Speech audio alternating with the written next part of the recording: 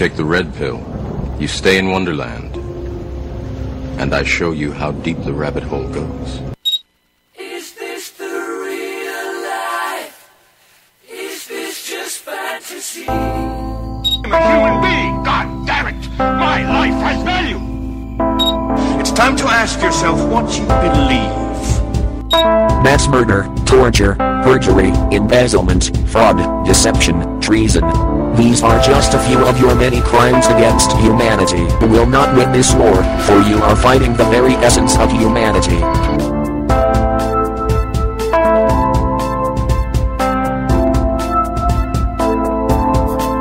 Hi, welcome to Truth or Talk. I'm April Bowden. And I'm Virstyne Henry.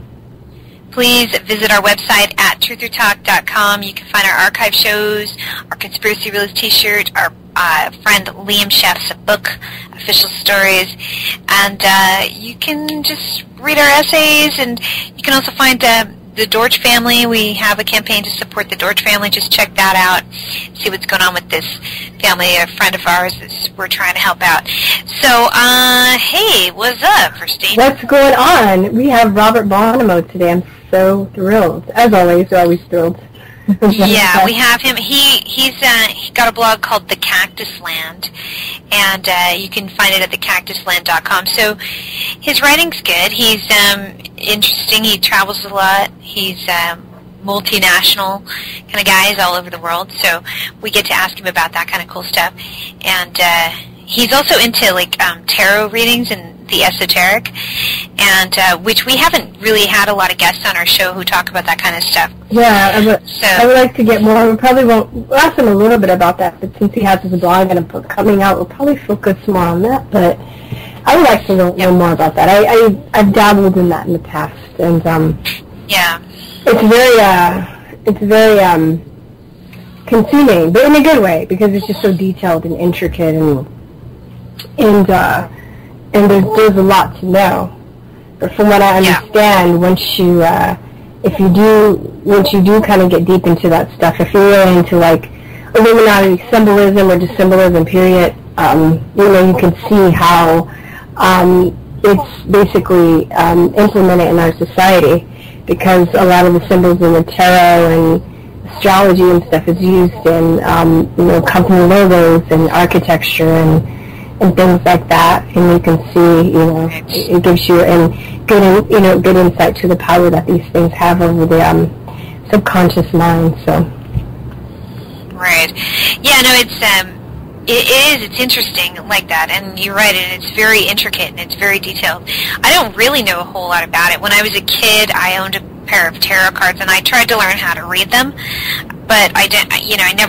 I was a kid. I didn't really understand it, and it was just sort of a fascination. The pictures are really pretty, though. Yeah, and in middle school, I had kind of a fascination with it. And I want to say there was a lady in college. There was a girl in one of my classes who could read tarot cards, and she brought them one day, and she gave me a reading, and that's the only time.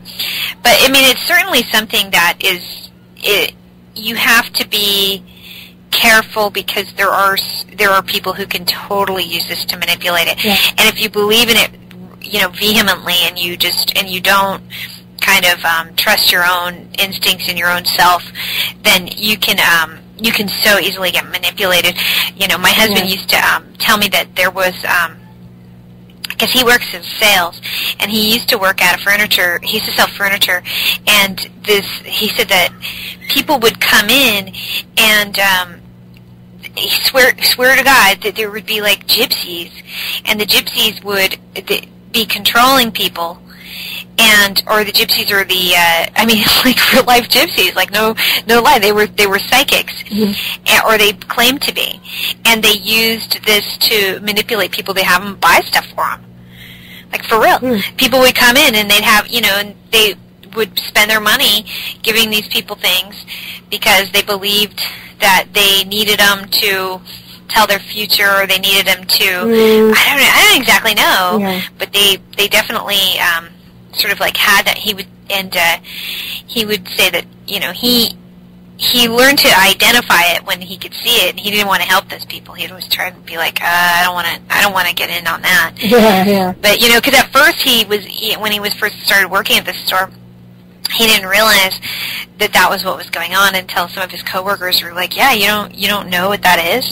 Those are gypsies. Those are people who are like controlling him and they're manipulating him through their minds, and they're saying that if you don't buy this for me, that some bad things are going to happen to you, or if you don't buy this for me, I can't tell you your future." And they're so like hooked on it that they will do it. Well, that also comes down to the person that's being manipulated and them wanting to have their obsession with having to know the future, because I think with a lot of psychics like that too, they know they can they easily spot those people out. And if so, the thing about psychics is there are people that are really psychic.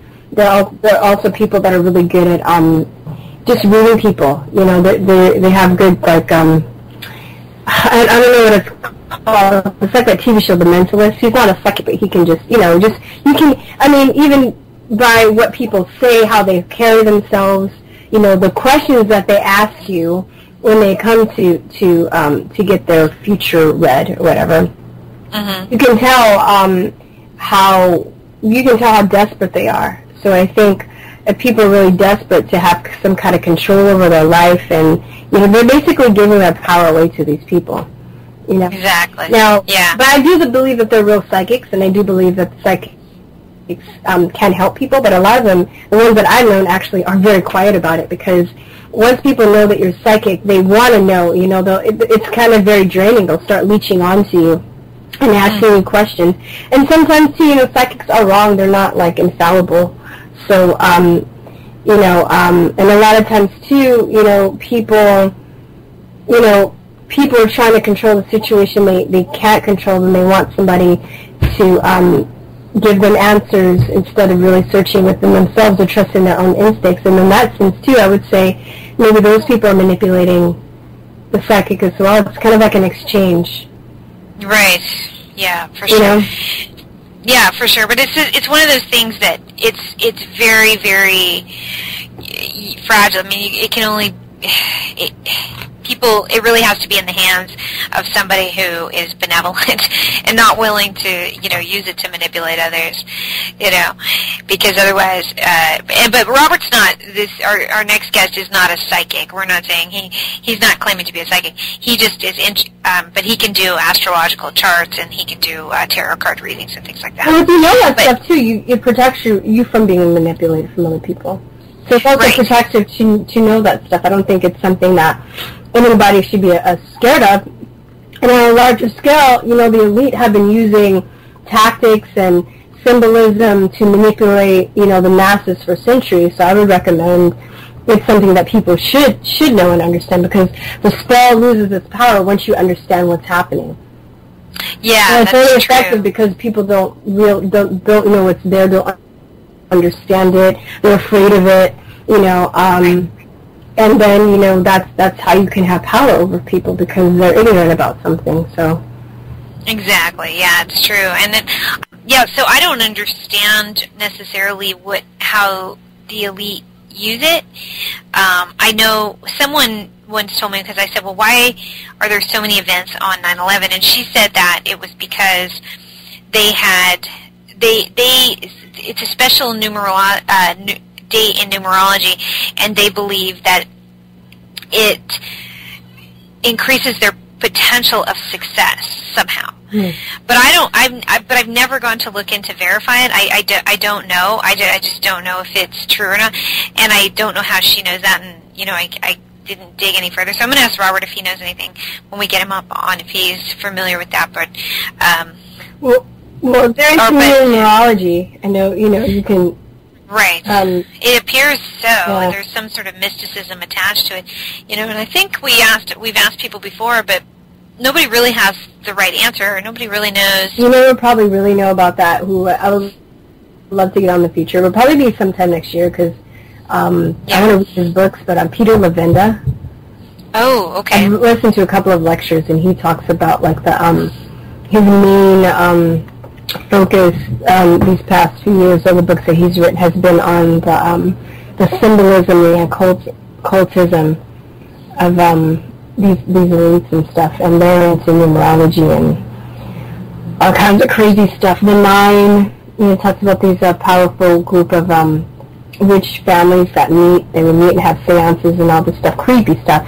But I think, I mean, you really have to have an open mind and not really, kind of turn your nose up at that stuff, because obviously these people, if they keep doing things, rituals and stuff, and there must be something to it. They keep doing it, Yeah. There has to be something right. to it. I didn't, Yeah, it can't just always be a coincidence, Yeah. And, I mean, so I don't know. And then there's certainly, so you would have to be somebody who really understood numerology and who had researched it and studied it to really dig into that, because otherwise I just don't know. But it all ties into neural NLP, like neuro-linguistic programming and stuff, and you can see how it's used on television, and and then you combine that with the alpha waves that they use to manipulate people into buying things and to making them feel that they need certain items to buy or to get them to believe certain news stories. You really go deep into it. It's all tied in together. It's all part of this huge mass manipulation. Yeah, it's really, and I think music too. Music, definitely. Yeah, because there's this, I was noticing one day I was watching VH1 with my son, and we were watching the, top videos or whatever on a Sunday morning. We were just chilling.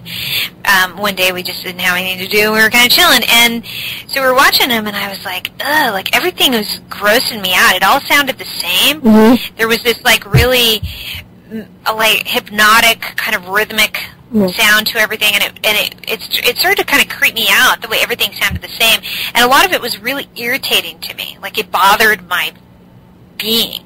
There was this one song by Beyonce, and there was it was like a sledgehammer or something that was just kind of kept hitting over and over again, and I'm going, ugh, turn it off, shut up. It was just, I found it so annoying, and but I couldn't, I don't know what it is, if I was I felt that there was something to that there was something that it's almost like it's trying to force you to and everybody's and she's really popular, and people are out buying these records, and it sounds horrible, and I'm going, how is it that you're making so much money and you just sound awful? And I'm not saying all her music is bad, but just this one particular song was really it irritated me. It made me it just because it had this sort of droning, repetitive, and she kept repeating. I know that there's a chorus in a song that is repetition of words, and that is poetry, but then this was just sort of constant repetition. What was she saying? I don't remember. It was something about, her husband's big schlong or something. I don't remember. And that was the other thing too. It was it wasn't romantic or anything. It was just sexual. Yeah, exactly. Her husband has just a huge schlong. Apparently, that's what she. Or I don't know. Something about their sex life. It was just she throws up the triangle sign, but they do that a lot in hip hop videos too. With the symbolism, with the triangle, and JD does that a lot, sure. And then I saw a picture of him with Gwyneth Paltrow and Chris Martin. They were doing it too, and I wonder if they realize what they're doing. I think Jay-Z does, because I remember seeing an interview on, what's that guy's name?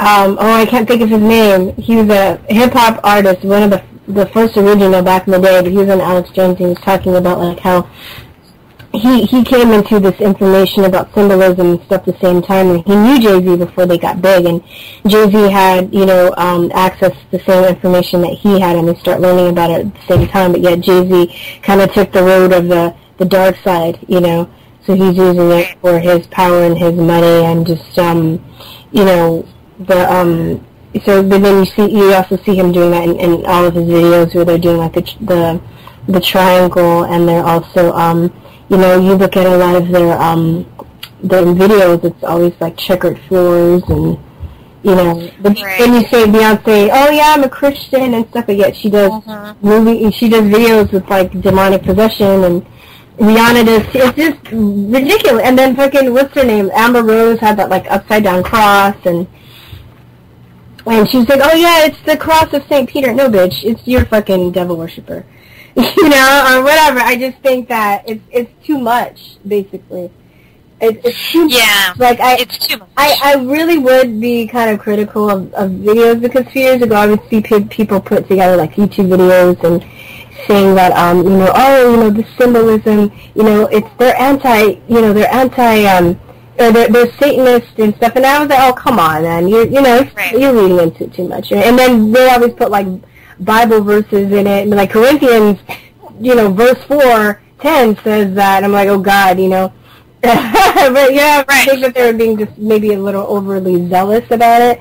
But now I've actually come around, and and it's not even like, I'm not even a religious person, but I can see that like there's definitely something sinister going on with the music industry and the symbolism and all the hidden messages, because it's too much to be a coincidence. Maybe a few times okay, but now it's too much of a recurring theme in these people's videos, to be a coincidence. Yeah, for real, because I feel the same way, because I ignored that for a really, really, really long time, too, because I was just like, I mean, back in the day when I was first waking up so many years ago, now it feels like, and I would hear Alex Jones, and as soon as he started talking about stuff, I would tune it out. Like, I would just turn it off, or because I didn't feel I felt that was over the top. Yeah, like, it wasn't important, maybe, too. Cause it wasn't important. You're like, talk about GMOs and vaccines, not fucking music industry shit. Like, that's... Well, that's how I found him, was because he had all these guests on that talked about vaccines. And so that's how I came across his stuff. But I think there's also, like, that twinge of, when people start talking about, like, maybe the music industry and stuff, maybe it doesn't seem that important, as you don't see really how it affects society. It's just entertainment. It's not. I mean, it is and it isn't, but it's also, now you can see that it's a part of mind control, and then it basically steers our way of thinking on a larger scale. And even, as a teacher, I see the kids and the music they listen to, and I see how it shapes their morals, their moral compass, and what they think is right or wrong, and how they treat people. So for me, I think now it's a big deal. I see how it affects us as a whole and as a society. Yeah, I see it as a really big deal, because it's really social engineering. I mean, it's really setting the tone for how society is, like you're saying, and how children behave. And then if he's not on, I guess he's gone now, Jay Leno, but he used to have, I don't know, I don't pay attention, but he used to have these bits where he would go out and he'd ask the public questions, and people were just surprisingly dumb. I mean, you had... they couldn't answer anything. They'd be like, what's the capital of California? They'd be like, Texas. Exactly. Right, exactly. It was like that bad. And we think we're exaggerating if you've seen it. True. It's true. It's really true that they would say things like that, and you'd be like, whoa, that's bad. You'd say, like, who's the first president? And they'd go Barack Obama, and you'd be like, what? Like, no, the first president. I mean, it was just so bad, and you're thinking, how? Oh, it was called jaywalking. It was the segment. It was called jaywalking. Right, and I know that the education system is bad, but it's like, it's really that bad? I mean, that people just don't know anything. And, but anyway, they have these... I'll get into that. That's another show. That's another show. I mean, it's like, right, but you gotta go, is it really that bad? But it's part of the social engineering. It's part of how people are made to focus on things. And so it's not that they I think that they are still taught things in school, because I have kids, and I know that, what my son is taught. But at the same time, I think that people are kind of tuning out certain information, and they're focusing in, they're remembering things that are I don't know. It's like the music and the popular culture. Although you go on Facebook, you go on retraining your brain. That's all they have on the news stories. You log on a hotmail, you have MSN. It's like Kanye calls Kim Kardashian ugly or some stupid shit. Or they have the 10 child stars that you grew up with and what they look like now. Like all like frivolous stuff, Right. But why aren't they talking about the multiple cures that they have for cancer? Why aren't they talking about the different theory on, HIV equals AIDS hypothesis? Why aren't they talking about all of these things that are edifying and empowering to us? They're not talking about stuff. They're talking about silly shit, and it's just in your face. You get online, it pops up with like some celebrity and their stupid drama that like doesn't affect you. But Right, exactly. it should be stuff like we talk about, basically. Yeah, exactly. That's important. Well, I mean, everybody has someone that's sick or dying from cancer. It's like, so why aren't people more interested in that? Instead, I mean, and then that's where it gets into the whole, like, when we talked about Angelina Jolie before, it was because, when she got the double mastectomy, how dangerous it is for people to just think that is brave or that's wise or, and then they glamorize, such behavior when, in fact, there were many things that she could have done to prevent herself from having cancer. And if she did get cancer, there were many things she could do to reverse it. And what happens if she gets cancer somewhere else? Exactly. She if she did in fact do it, she probably will. So yeah, who's to say she did it, man? Right. Exactly. So because you can't really tell. Like, we're not gonna know. It's the same. And then the thing is, supposedly she did it, but got breast implants. It's just, I don't know. That's so ridiculous to me. I always talk about it. It just bothers me so much because it's just like you're putting yourself in danger of getting cancer even more by doing what you did. So what was the point? Exactly. And then, so many levels, it was bizarre because even if you don't get your breast implants done, if you just having surgery to cut them off, increases your risk. Yeah. That in and of itself, just surgery. So the whole thing is bizarre. It increases your risk of getting it in some other location on your body. So you won't get breast cancer because you don't have breasts, but you will get, you could get cancer of the, lymphatics, or you can get, something that's even more difficult to treat. So it's really bizarre. And, and that's part of the celebrity culture, though, but that's why it's so dangerous, because they're taught to sort of, just see these people and look up to them, and that's where this thing is a big deal, but, it's, I don't know. So, but it was something at the time, when I was first learning about it, I didn't find to be all that interesting, but then later, now I do think it's pretty wild, pretty important. So we're going to take a short break, and then when we get back, we're going to be talking to Robert Bonomo of the Cactus Land, so please stay with us. Be right back. Everything I'm looking at seems crazy.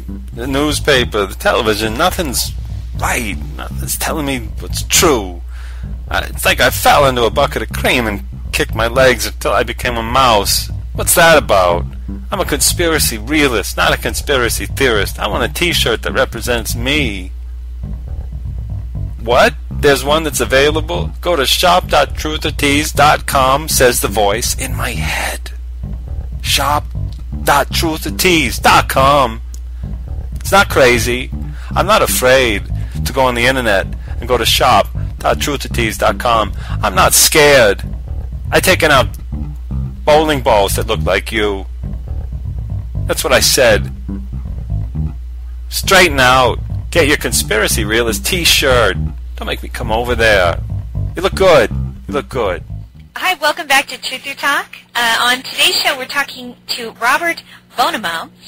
Robert is a blogger, novelist, and esoterist. He has lived and worked all over the world. He has toiled as a writer, blogger, car salesman, land surveyor, media buyer, spy salesman, transportation salesman, teacher, advertising salesman, marketing manager, and consultant. He is a frequent guest on talk radio. Robert is a late-blooming anarchist and has been published in some of the leading alternative media sites, including Lem Rockwell, InfoWars, Global Research, Activist Post, Business Insider, Pravado, RINF, Astrological News Service, Occidental Observer, and Henry Macko. You can find his writing, research, and how to buy his novels, Cactus Land and Twilight Breakout, at his blog, thecactusland.com. Also both available on Amazon. His latest release, Your Love Incomplete, is available as a free download on Smashwords. Please welcome to the show, Robert Bonomo. Hi, Robert. Hi, thanks for having me on. Hey, Robert. Hey, Virstyne. You're welcome. Well, thanks for being on our show. And we wanted to start off by asking a question about something that you put in your intro, or that was on your bio, and I just took that from your website. And it said that you were a late blooming anarchist. So how did you sort of go down the rabbit hole, so to speak, this was something that came to you later in your life? Yeah, definitely. It came very late. I would say when I was younger, I was your typical sort of liberal. No, I watched PBS, listened to NPR, read the New Yorker, read the New York Times, believed this.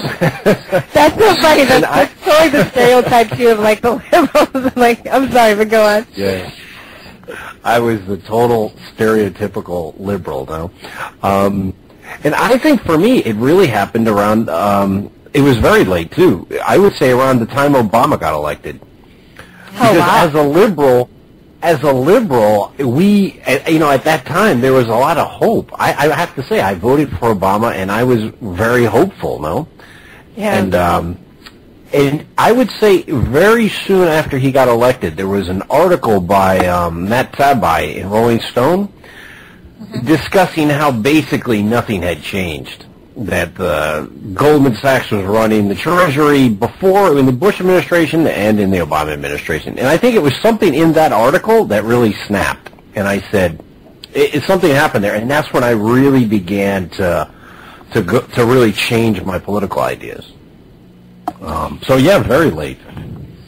You know, that's interesting that you read an article and that kind of led you to like your awakening, because we talk about this on the show quite frequently, that when people become aware of really how the world works, that usually they have to have some kind of traumatic event to happen to them. But I'm always surprised by people that are like, oh, I read an article or I saw a DVD and it just got me to thinking, because I still think that, I don't know, like some people need to have some kind of level of curiosity, or they have to have the confidence in their self to admit that they were duped, because oh yeah.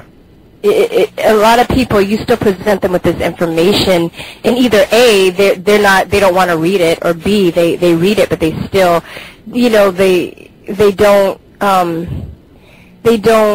still want to be right. They're more concerned about what is true. I mean, they're less concerned about what is true and what is right, because they want to be right, or they want to be in the right, and they don't want to admit that they were wrong about certain things, or that they've been duped. Absolutely. Absolutely, and I think that's why, at least in my case, it took so long, because the brainwashing, they did a really good job the brainwashing me beforehand. So it took a really long time to get it. Like, I remember as a younger man, say in my 20s, having friends who were libertarian, anarchist, and I just thought they were so cold. I thought they were evil. It's like, how could you be so evil, no? And now I look back and I see, well, there was a lot of ideas that I had from family, from my culture and whatnot, basically said if you let somebody just be themselves and do what they want, that's not right, no? No. So it really is interesting how the Matrix gets us so early. And we think we're helping people. No. Oh, totally. Yeah, but no, that's the thing, is we've been manipulated, because most people are good-hearted, I think. They think they want to do the right thing. And I'm a teacher, so I definitely see how the Matrix gets the children when they're young, and the material that I have to cover. But now, since I have the point of view that I have, I encourage my children that I teach that this is one person's opinion that you're reading in a book, that there are many different other sides. And, as you get older, I encourage them to explore, the different points of view, because we had to read something about the Oklahoma City bombing, and they were telling, the material we were reading, they were saying, oh, Timothy McVeigh was, was the one, and I was like, look, we had a serious talk. Like, I could not let that slide, you know. It was so disturbing. But you read stuff about like promoting. I mean, I don't know what your certain stance on certain things is, but basically it's just a one-sided point of view saying these are the facts. There's nothing else, and if you don't believe this, then you're the Antichrist, basically. You know. Yeah, absolutely. And, even today, I was reading an article. Oh, go ahead. I'm sorry. No, go on. You go. You're reading an article? Yeah, I was just reading an article in the New York Times about Iraq, and ISIS. No, and they called it an Al Qaeda branch. It was a branch of Al Qaeda. And it was amazing. They didn't say how this happened to be connected to Al Qaeda or through whom, or they just kind of throw it out there, and it's just lazy journalism. I mean, this is just it's just not true. No, it's just completely not true. And I think like the same with these other things you were talking about. It's just they just throw it out there and people swallow it. And, if you don't think. Yeah. And especially, when you're reading stuff like, I'm reading stuff like global warming, they always show the polar bears, and that always gets the kids. It's like, oh no, the polar bears are going to die. And, kids are very, that they're susceptible because they have such good hearts. And you talk to children about world issues, and they're spot on. Like, they really have all the correct answers. It's adults that have everything messed up, They'll say, oh, well, why is there war? Why don't people just not fight? Why don't people just not show up? It's very plain and simple to them, and they're right, but it's just phenomenal, like how twisted, adults are compared to children, when it comes to stuff like that. I was reading your bio, and I noticed that you've traveled all over the world, so I'm just curious, what is your opinion on the awakening of humanity, and are some countries or cultures more awake or less awake than others, you think? Why or why not? Yeah, that's an interesting one. I guess difficult. What's very difficult, I think, is because you've lived in Asia, no?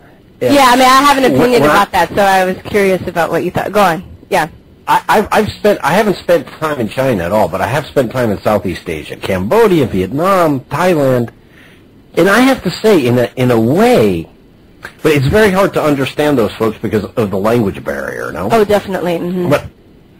But in a sense, I felt like they were, in a weird way, more advanced, at least on certain levels than Europe or North America. Yeah, I know what you mean. I don't know why. I can't say why, though. I think, one thing I think that my observation was when I was living in Taiwan is that they have this trust within their society. I felt really safe. Not saying that they didn't have crime, but they have a certain trust with each other that I feel like we've lost as a society. For instance, people would leave their shoes out outside of their house. When I had an apartment, or when I was, I would have people like take their shoes off inside, but I would never leave the shoes outside of the house. And I was telling one of my girlfriends that I was like, wow, this is really interesting that you can leave your shoes out and nobody would come and steal them. Like, you can't do that in Los Angeles. They'll take your shoes, And she was like, even 99-cent shoes? I'm like, yes, they'll just take them because they're there, And, well, I've had a couple people that have lost wallets, literally, and I had one friend who lost his wallet, and he got a call from his bank because the person that found the wallet returned it, saw that he was a foreigner, it saw his foreign ID, and turned it into the bank. And the bank called to let him know, and everything was intact, his credit card, his wallet, his money, everything. It's amazing. Yeah, and I've known about 2 other people that's happened to, where they lost their wallet and their money, and they had it returned. On the flip side, I think that they're very, because they're really naive in a lot of ways. They have that kind of trust like children have, even though even the adults do. But at the same time, they're so naive that they don't question anything. And their culture, in their culture, they're just kind of taught to do what they're told and not question anything. So I remember I was having a conversation with this one lady about we're talking about gun control, and I was like, well, they they don't like China. I was like, well, what happens if China were to come and invade Taiwan? You guys wouldn't have a standing army to fight them off, and she was like, oh, well, if that happens, America will save us. And this is a grown woman, and I was like, yeah, you got oil? Like, like they don't really, they just have like kind of this, and I know I'm being general, I know they're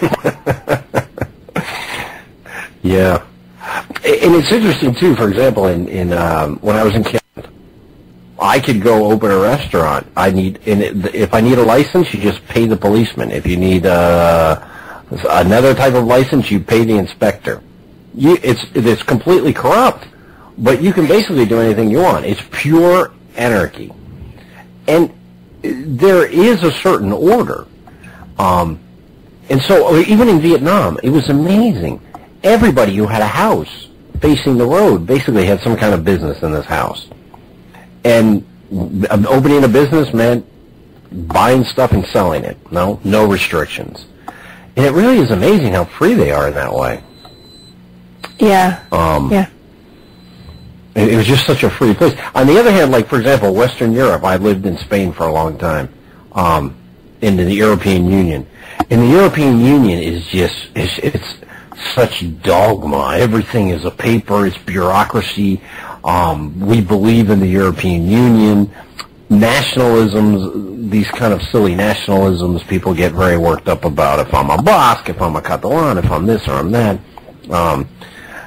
So I see Europe as sort of kind of stuck in a lot of that government statist sort of a philosophy. And on the other hand, I've lived in Russia too, and Russia is just Russia reminds me a lot of America, where people are. There's that idea of sort of American exceptionalism, but there's also this idea of Russian exceptionalism. People are very nationalistic. A lot of faith in the military, in the government. Well, in a lot of ways, the Russians are, I think, similar to Americans. They've drunk the Kool-Aid. Wow. I think that's kind of surprising. Yeah, that's very interesting. What do they think of Putin right now? Like, is he popular, or is he... Right now, he's very popular. Really? Yeah, I would say in the last, because I've been coming and going here, say, for about 5 years, he's never been as popular as he has been now. They've really turned on the volume of on the television and whatnot. It's pretty heavy duty. So they're selling him to making him popular by the way that they're advertising it on the media, or the way they're talking about it. Yeah, I mean, and they see the whole thing in Ukraine completely different than the mainstream, say, American media does. No. Right. Sure. And they see, it's a whole different worldview. Well, I mean, I'm kind of agnostic on the whole Ukrainian thing. Right. But I certainly don't see it as democracy going to Ukraine or anything like that. No. Oh no, it never is. Oh, that's bullcrap. I know. Never is, right? And especially if it's just a few people. Why do you need to send an army into, give a country democracy? It's ridiculous. It's ridiculous, especially with we have all this advanced technology now, you have to send troops in. It's fucking, I don't know, man. That's just common sense. But I mean, we're spreading democracy everywhere, but we don't even have it here. Like, I mean, I don't know. It doesn't even. We don't have any to give because we spread it so far, in other. Right, but we were never supposed to be. We were never supposed to have it anyway. It was always supposed to be a Republican democracy. There'd be like democratic aspects. So we're not. I don't know. I don't know. It just doesn't even make any sense if you think about it. So your blog, Robert, is called The Cactus Land. So what is the meaning behind that? That's actually comes from a poem. That comes from The Hollow Man. Well, actually, no, it's The Wasteland. I'm sorry, it's from The Wasteland from T.S. Eliot, and that's the title of my third novel, The Cactus Land. Oh. This is the Dead Land. This is the Cactus Land, and that was a dystopian novel I wrote around 2003, 2004. And okay. So, it is. Oh, I lost my question. Sorry. I say a lot of your essays about finance and the dollar. And yes, referring to the one titled "Gold Will Break Below $960." It is in the script. you give a description of what money is, and many people, even those who aren't experts in finance, will struggle to define what money is. So, can you explain what it is to our audience and what most think it is? Absolutely, yeah. I think, in my opinion, the best way to open up people's mind to what is the matrix is through explaining what money is, because all of the other methods, and there are many methods. People can always have their doubts, but when it comes to money, if they actually can understand this, it's extremely important. So just let me give you just a little bit of background on myself and why this question for me was so important. Okay. So I studied history, and then I got an MBA.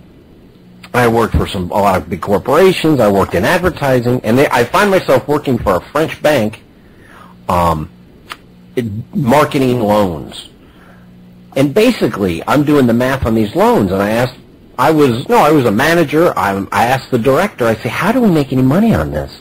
Because if we have to borrow the money and then lend it, so if we have to borrow, that means, pay interest to somebody to take their money and then take that money and lend it, we're never going to make any money. And so the doubt began working for the bank, and they told me, oh, no, we lend money we lend deposits, And it just never made any sense to me. Later, I had friends who worked in high-level finance. I asked them the question, how do banks make money? And they kept telling me, well, it's a difficult business with small margins, but they can make money. So what I mean is, I've been working on this for a long time. So basically, what is money? Money is a means of exchange, and it's a store of value.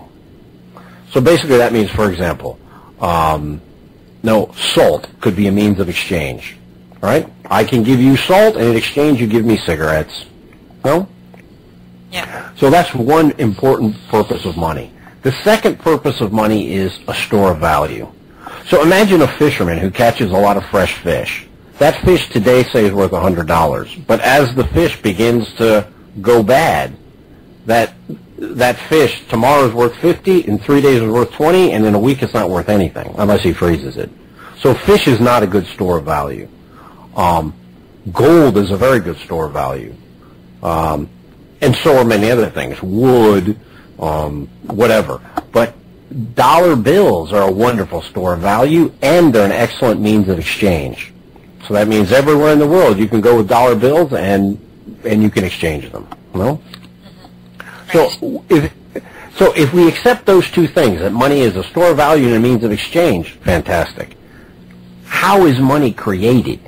And this is the question. It's a very complex question, but in essence, it's very simple.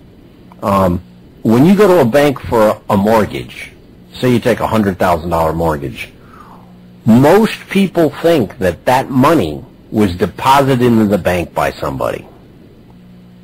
And it's not true. When you go to a bank and you get a mortgage, that money didn't exist before the bank gives it to you. You sign a promissory note, you sign a note that says, for example, I, Robert, will pay you, the bank, $100,000 in 10 years, and in exchange for that note, they create the money and they give it to me.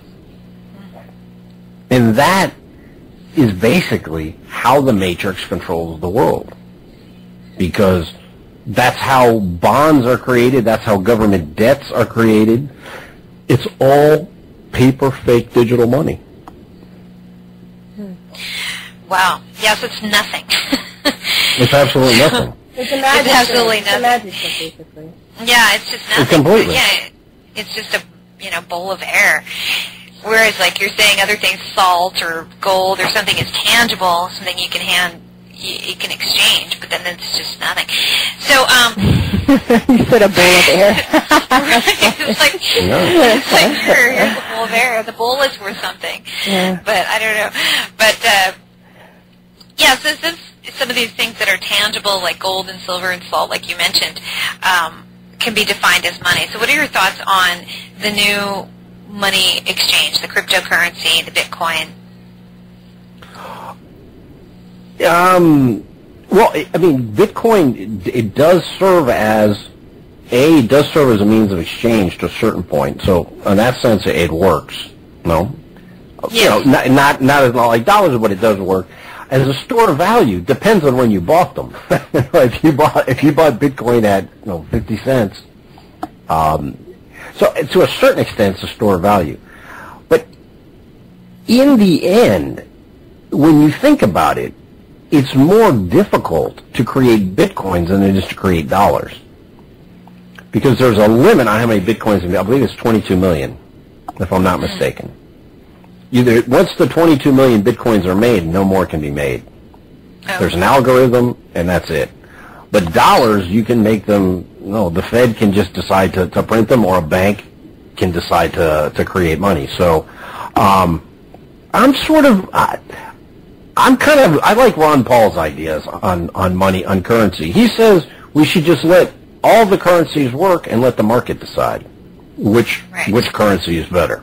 So I wouldn't say it should be banned or anything. Absolutely not. No, I mean, I think if people want to buy Bitcoins, they should buy them. I think my feeling is eventually it will stabilize and it will become, I think Bitcoin, especially because of the limit of 22 million, and they were first to market, I think Bitcoins will always hold their value. What's Bitcoin at now? Around 350, 400? I haven't looked at it in a couple of weeks. I think it's like 500. Yeah.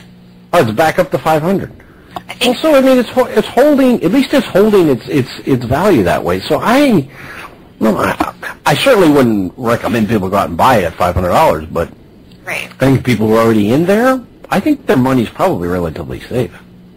Yeah, and people can mine for it. It's kind of a confusing process unless you know how to do. I suppose. I mean, it's confusing. Or some programs are easier than others, depending on what type of cryptocurrency it is. But I don't know how to mine Bitcoin. I think it's pretty complicated. That's the one that has the most value. But there's so many of them now. I don't even know. There's Litecoin. Yeah. I have some friends who were involved in Litecoin, and they were buying the servers and mining them. No, I'm not sure. I'm not sure how that worked out for them. But right. Yeah, I don't know. I think silver's a lot easier. I would buy silver. Right, because it's something that you can touch, right? And I think that the other cryptocurrencies, I don't know how many stores are accepting their currency right now. So you would still have to convert it into Bitcoin or into cash to use it, as far as I know. Because then there are Overstock.com now is taking Bitcoin, which is a pretty big deal. Because then you can buy just about anything from those guys, and so that's pretty good. If you have a lot of Bitcoin, you can go to Overstock and get, food and clothes and whatever you need. So that's interesting. I don't really totally understand it, but I don't have the big computer background. You understand more than I do, because I'm Bitcoin retarded. I mean, you've done more research on the math. The money thing is, just in general, money is confusing, and I think, Virstyne and I talked about this on a previous show, how it's almost, you get indoctrinated as your child, not only about, how the world is, but about your own limitations, and people will tell you when you're young what you're good at or what you're not good at, and so you kind of will stop learning something because you've just been told that you're not good at it. So we were both told that we weren't good at math, so we kind of stumped ourselves when it came to learning money, because then you have to understand math, but you don't have to understand that much about math. If you think about money, essentially, in essence, what is it? It's work. Because imagine there was a mountain in front of us. Yeah, exactly. It's just work. Because imagine this. Imagine I said there's a mountain in front of us. I said, I'll sell you 10 ounces of gold for $10,000. And you said, okay, where's the gold? I said, it's in that mountain. And you would say, well, are you going to get it for me? No. Do you have some sort of license to get it? No. You wouldn't give me anything for the gold. If I go into the mountain, I dig it out, and I bring it to you, then you pay me the money. So what you use money for, what you exchange it for, is work. It's the same as, for example, think about fish. If I say I have 100 pounds of tuna, and you say, okay, where is it? I say it's in the ocean. You're not going to give me any money for it. What you're paying me to do is to go out, catch it, the know-how of where to find them, and bring them to you fresh. And you say, that's what the money. Money is work. And the difference is, this is the key thing. When you and I, if I lend you, imagine I lend you $1,000 and you pay it back. To pay back that $1,000, you have to work. Now, maybe it means going to the casino and getting lucky, but still, it's work. You had to do something. Yeah. But when you go to a bank, the bank does not work to create that money. It takes that piece of paper that you give it, and out of nothing, it creates that $1,000. It's the key difference. What we pay back the bank is work. What they give to us is something they invent.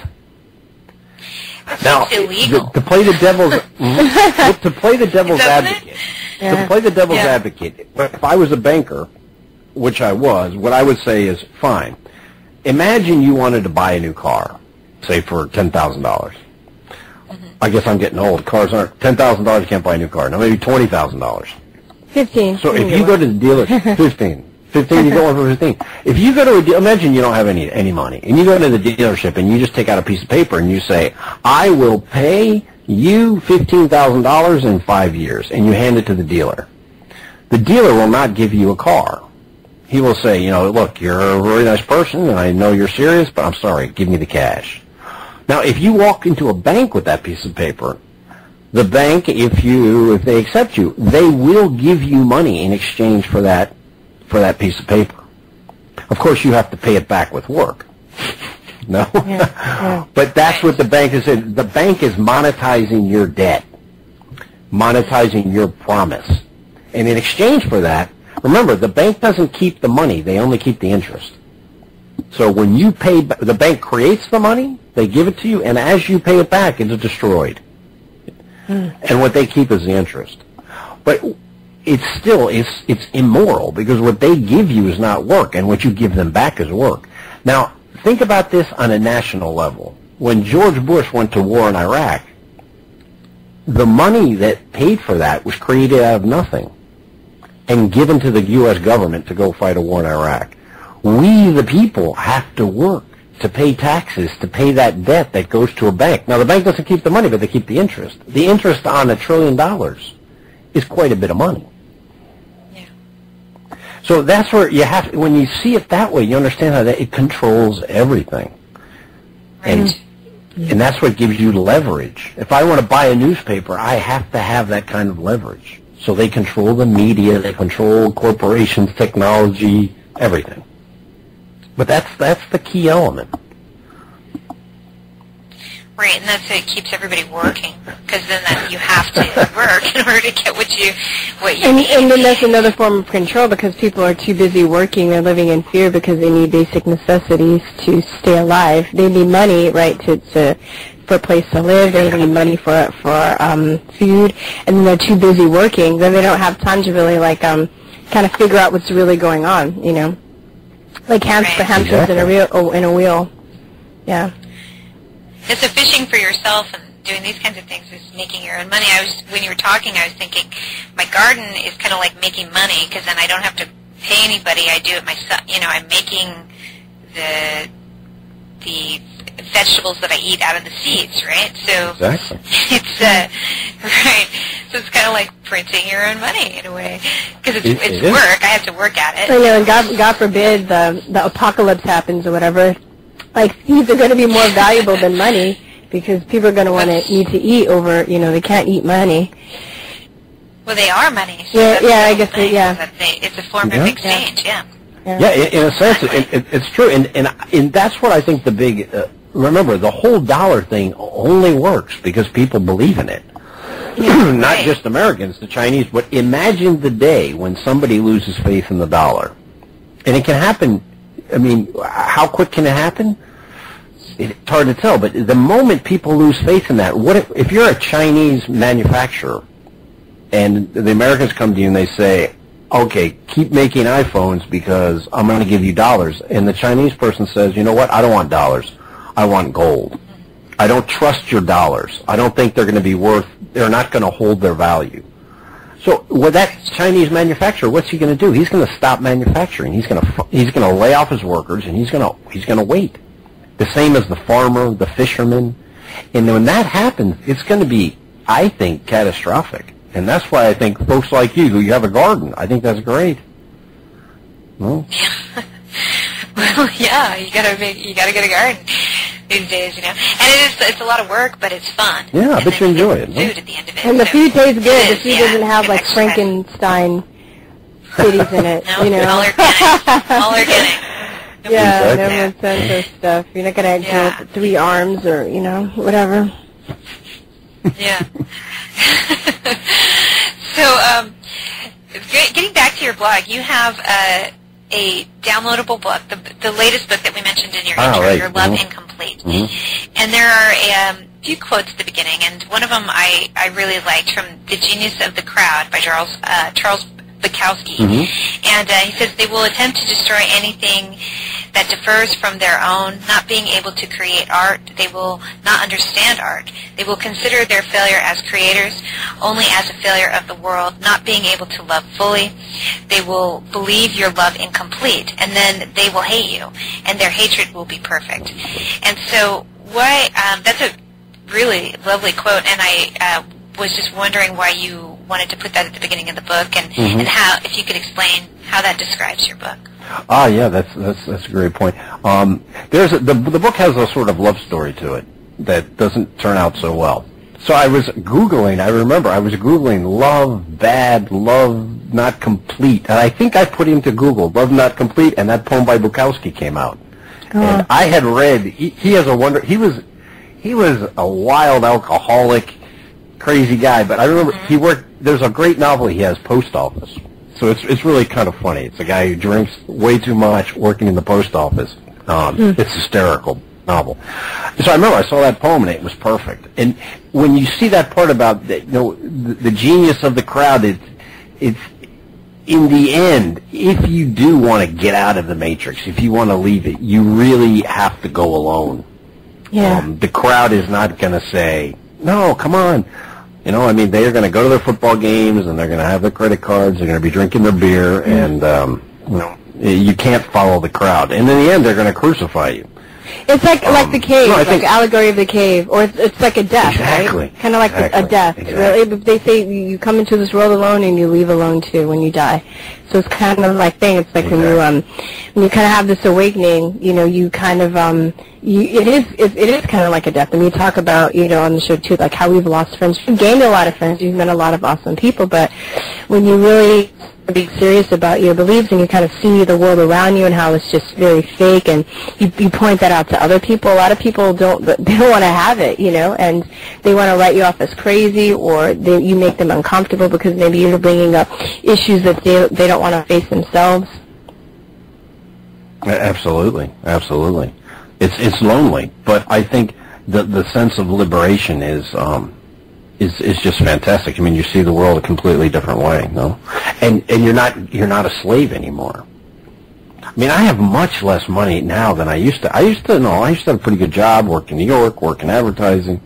I wouldn't trade that I wouldn't go back to that for anything. And it took me a long time to decompress from that. It wasn't something that happened in a few months. It took years for me to gradually kind of get out of that and look back and say, oh my God, what was I doing? I used to work in advertising. I remember one of our most important campaigns was for the Army. This was 2005, 2006. We were trying to get people in the Army. We were getting leads for people who didn't have jobs. Usually young people who maybe didn't know what they wanted to do, and we would get leads for them for the Army. And I remember the director of the agency saying, damn, if we'd only start that war in Iran, this campaign we'd make a ton of money. That's what I used to do. Sell people things they didn't need. Not only did they need, I got to help them. I feel horrible if any of the work I did got people into the Army, But what are you going to do? We were all part of the Matrix at one point. Yeah, exactly. Well, in some ways we all still are, because it's hard to remove yourself completely from it, you know, like if you're using social media and things like that, and now we know, I mean, we already did, most of us who were in this movement knew that we were being spied on, it was being used as tools against us, but then when it came out, now everybody knows that it's true, but we all still use it because it's just a means to an end, I guess, you know, it's like, so it's, I don't know. but back to your book, like it is a love story that doesn't work out, and so that's how you came up with the poem. And so, what can you tell us about the book without kind of giving away too much? Oh, sure. I think the key to it is it's really a spiritual journey, an esoteric sort of a journey. And I had this story basically in my mind of basically leaving the Matrix. Part of the story is leaving the Matrix. And part of that love story is, no, in the end, sort of bad love stories sometimes can kind of give you a kick sometimes in the right direction. Out of the Matrix. And then sort of a psychological development, and finally a spiritual development. And I was looking for a base for this, for a narrative structure. And I remember looking at the tarot cards, the first 22 major arcana of the tarot, and I thought, wow, this is perfect. And the tarot really does work that way. No, the first 7 cards are sort of the physical level, the second 7, the psychic level, the psychological level, and the final part is the spiritual part. And that's what the story tries to do, to show a story of somebody leaving the Matrix and finding a spiritual path, but not a mainstream spiritual path, sort of an esoteric path. And that's really what the book's about. I think it would be interesting for people who are thinking, looking for a story of how you can lead, because I've made it pretty realistic, and also it's a lot of advertising. So if people are interested in sort of the advertising world, there's quite a bit of that, especially in the beginning. Well, I think some people are interested in it. It's pretty the Mad Men show is really popular these days. People kind of know the world of advertising. And I think it helps you kind of understand how we're, I guess, manipulated into buying things, because it can be translated, the advertisement world. If I watch that show Mad Men, I can see it in the media, the news, CNN. I mean, they've been doing it for years. Same kind of strategies, use psychology and whatnot to get people behind whatever it is they're trying to sell, be it a war or be it, now it's this new Al-Qaeda faction, ISIS, whatever that is, so that's pretty interesting stuff. So, great. And then another thing you have on your blog, you have the esoteric services, and can you explain what those are, and what's your expertise in that area? Yeah, sure. I've been doing tarot now for probably about 6 or 7 years. I studied quite a bit. I've taken courses, lectures, and whatnot. And I also give seminars. So I give some weekend seminars. Teach people basically to understand the cards and the basic spread in about 12 or 15 hours. So on the website, if people are interested in a tarot reading, they can contact me and we can do the reading for them. The only thing I would say is I don't do tarot readings, sort of the traditional tarot reading where tell me the future. I really try and keep it focused on a dilemma. When you have, because if someone comes to me and says, "Oh, tell me my future," I generally won't do a reading for them. I'll dig down, and often there's a problem. And when we get to that problem, if it's a real dilemma, then the cards can do amazing things. It's fascinating what they can do. But I don't like to just kind of play with it. No. And on the astrology side, I do basically natal charts. I do the full natal chart, and anyway, I look at the transits, and I basically keep it to that. But yeah, astrology I love. It's so intimately connected with the tarot, at least the way I see the tarot. It's a fascinating kind of way to look at the world. And I really think it can be helpful for people, even if you don't believe. Some people say, "Well, I don't believe in astrology." Well, that's as a psychological tool, it can be very helpful. So if you, what was I saying? Can I ask you about that? So, you're having, like, can you give an example of a dilemma that, you know, I mean, you don't have to say the person that helped out through the dilemma, but can you give an example so that, Well, I can give you a really good example. When I was in Spain, I was working with a psychologist. So some of her patients, when they had a real dilemma, I would come in and we would do the spread. And I remember there was a woman, say a middle-aged woman, upper middle class type of family, certain amount of money, businesses, whatnot, young kids, whose husband was difficult, and she had met an old lover of hers, and it was amazing. She had just woken up. She was just so emotional. She felt again. She was crying all the time, but sort of in a good way. So something really happened to her. It's like she woke up again, like she was numb for all these years, But she had a real dilemma. She's alive again, and you could see it in her. It was almost shocking, So something very good is happening. But on the other hand, she does have a husband. She does have children, young children, certain social position, whatnot. And I think this new guy, the old lover, I think he maybe drank a little too much, So he was maybe somebody nice to see on the weekends, but to live with this person. So she had a real dilemma. She really didn't know what to do. And it's amazing when you look at the cards that way. So basically what I said to her is, what does your heart tell you should do? Just your intuition. She said, I should stay with my husband. Okay, let's ask the cards, what will happen if you stay with your husband, And each card in each position has a meaning. And you could see her really focusing and seeing the whole situation sort of in a structured way in each part of the situation. And it really helped her. And later on, she's like, oh, thank you so much. So what actually happened there, if you want to believe there's some sort of synchronicity between the cards and her problem, which I actually do, great. But even if you don't, psychologically, it helps her organize a very difficult situation. And a reading like that might take 45 minutes because we prepare the question, really think about what we want to ask, how we want to ask it. I can give you another example quickly. There was a woman who was terminally ill, a very serious cancer, terminal, young woman, maybe early 40s. And first she came to me and she said, look, I want a reading about what I should do about my health. I'm a little nervous about getting readings about health because you can really affect somebody's mind with a reading, and what happens to the mind could affect their health, So I said, look, let's look about what I mean, your dilemmas here are one treatment or the other, and I'm not sure that's the best thing to ask the cards.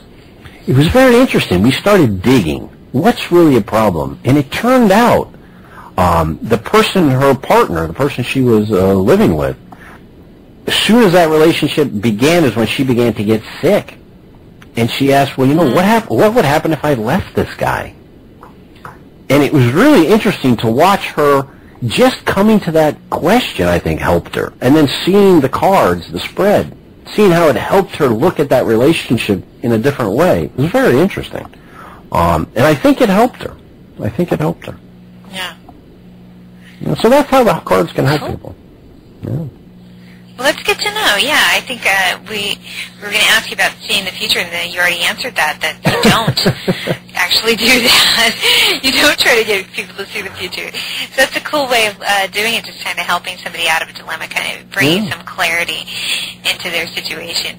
And, one of the things that I don't really necessarily understand, I don't necessarily know a lot about numerology, but I know that, when you start to research some of these events that have taken place, there seems to be some numerology connections. For example, we've seen a lot of events take place on 9/11. Yeah.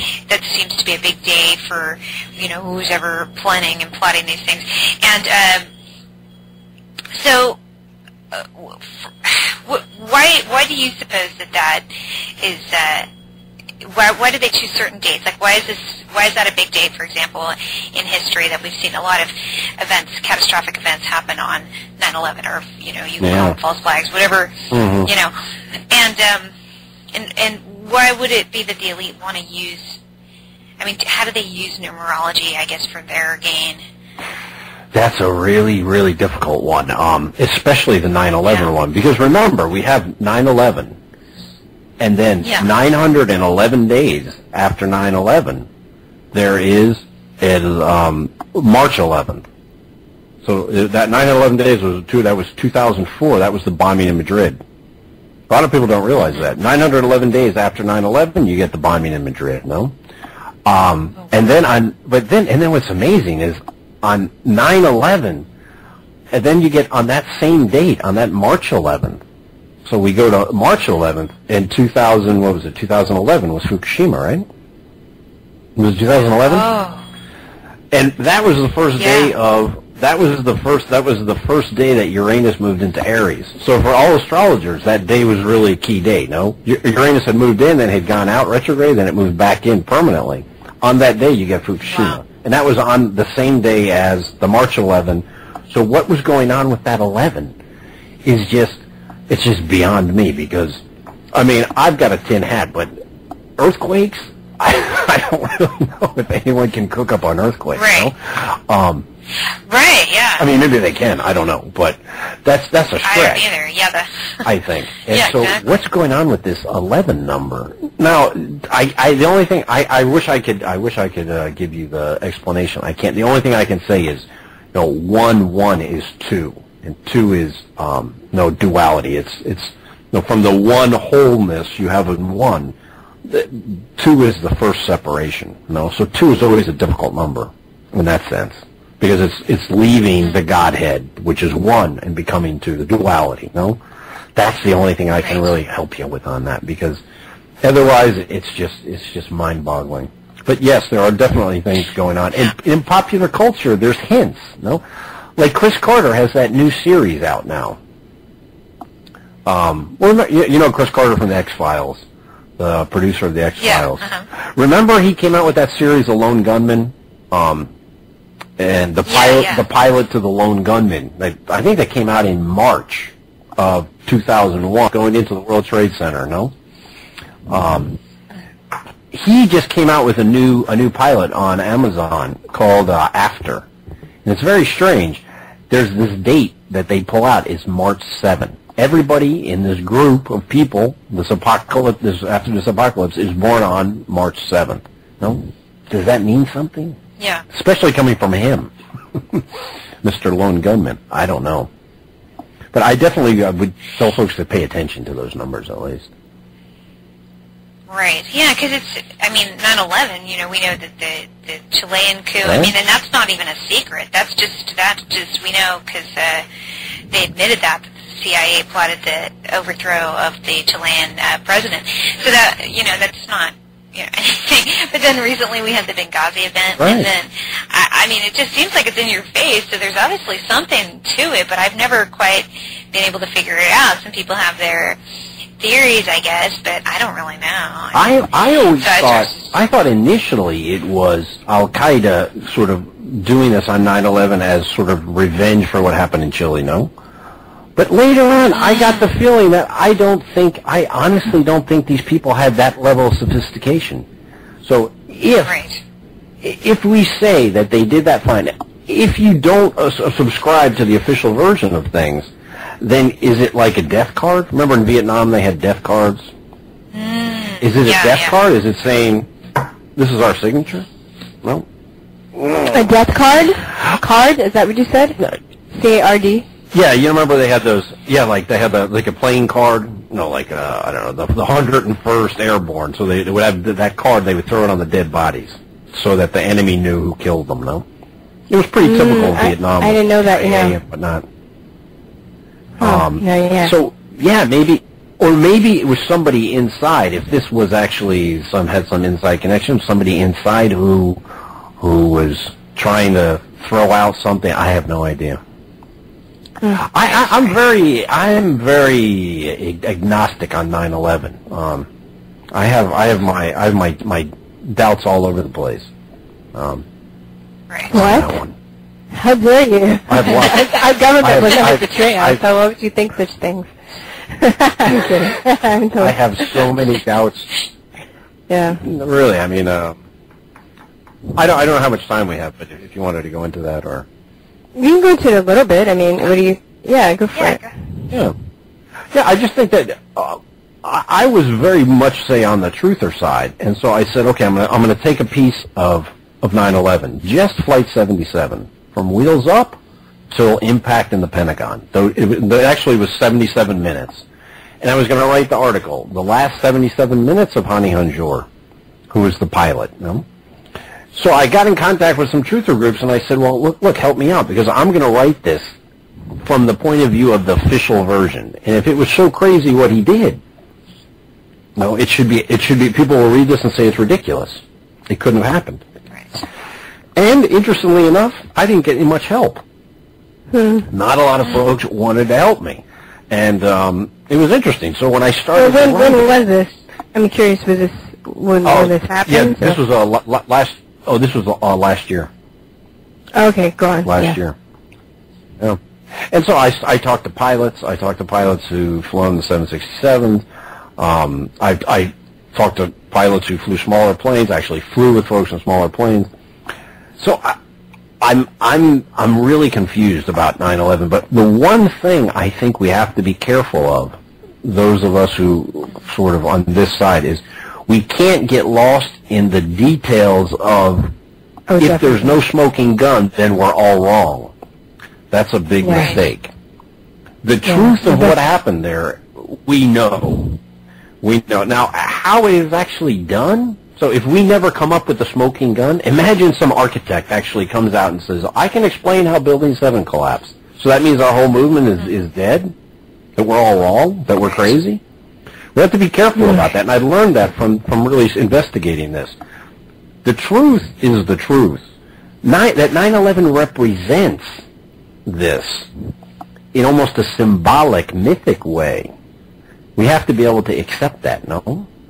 And it's a little bit more difficult for a lot of folks to grasp onto. But I think we have to keep that in mind, no? Yeah. Think about what was going on in the 90s. Yeah. Think about what happened after 9/11. We immediately went to war with, Exactly. So, I mean, yeah, you're right about we can't get lost in the details, but that's just another divide and conquer tactic, Exactly. Because it keeps us fighting with each other and not really focusing on the real culprits or the real provocateurs of the problem. So we have all those engineers too. We have architects and engineers for 9/11 Truth, and last I heard there were, it was this was a couple of years ago, and it's growing, but last I heard it was like 1,700 architects and engineers that have signed on and said that it's possible that the building collapsed. Impossible, that the building collapsed the way that it did. So collapsed that way, right? Yeah. And now that you think about it with common sense, because, everybody was scared, so they bought into it. But now if you get over that fear and you're like, wait, that is... Even, common sense would tell you look at, planes, things that, like, I saw loose change in it and made me think that, planes don't disintegrate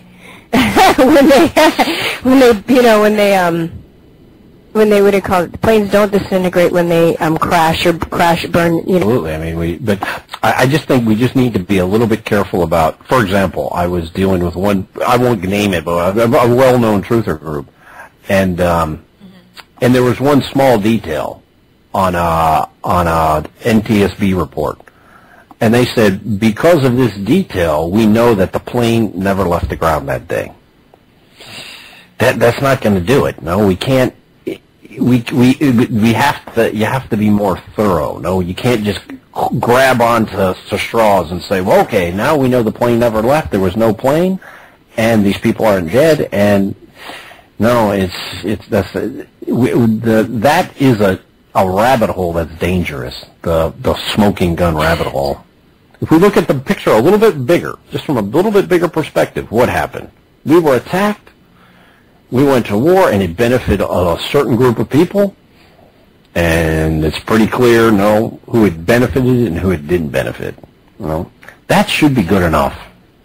I think that should be good enough. Yeah, I always look at it from the geopolitical aspect. It's like, well, then what did it lead to? Because then even if you look at it as whether it's manufactured or whether they just took advantage of the situation, it still ends up leading to, war or, chasing energy. We're always going after somebody's oil or somebody's resources or whatever, and trying to find a way to get in to these countries and invade them so we can get their stuff. And so basically break into their house and steal their shit, basically. Yeah, exactly. Well, we always have to find a reason to do it, and so sometimes they create or they manufacture it, and then sometimes they just take advantage of something that happens. That they didn't necessarily have to do it. Imagine. But yeah. Go ahead. But it's certainly a possibility that something happened, and they said, "Oh, this is great. This is perfect. Let's take advantage of it." No, we were going to do something else. I mean, that's always a possibility. If we leave that open, if we leave that possibility as, maybe 10%. Well, what could have happened? This could have happened. That could have happened. That could have happened. But what we know for sure is that we were manipulated. Hundreds of thousands of people were killed. We've been fear mongering, and they're basically trying to start the Third World War. That we know.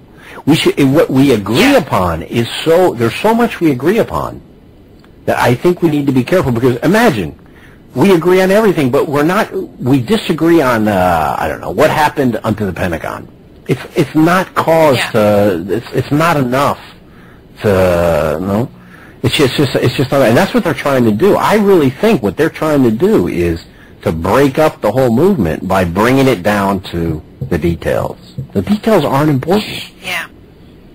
They really aren't. Right. We've talked about it, before, Virstyne and I, how there's this group in the truth movement who are real, caught up in blaming 9/11 on Israel. And there is some evidence to show that they were involved in certain ways, or their intelligence was, but it's almost to the point that it's like, if you suggest any other involvement whatsoever, Saudi or even the U.S. or something, they get mad. It's like this push towards I would say some kind of bordering on anti-Semitic in some ways, and so that would be my concern, is that we're creating new, I guess, trying to find a new enemy or something. I'm not really sure. No, yeah.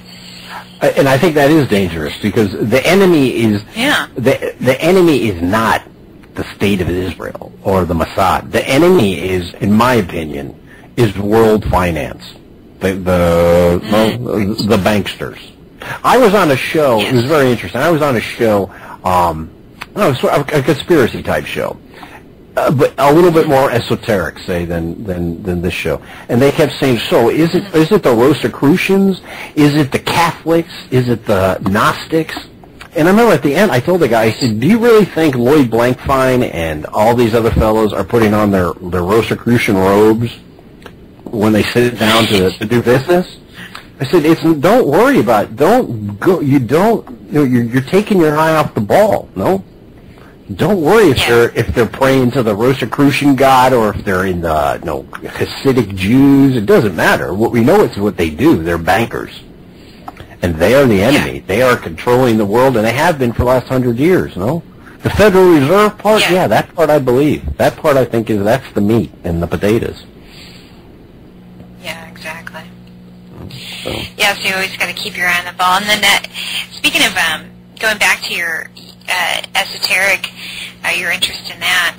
So not everybody who learns about this or can teach it to others, and a lot of people kind of keep it to themselves, and so how do you, or they may even use it to manipulate other people. So, but you seem to be generous with it. You seem to be willing to talk to other people and teach them esoteric. So how, so why did you decide to do that? Why are you so generous with it?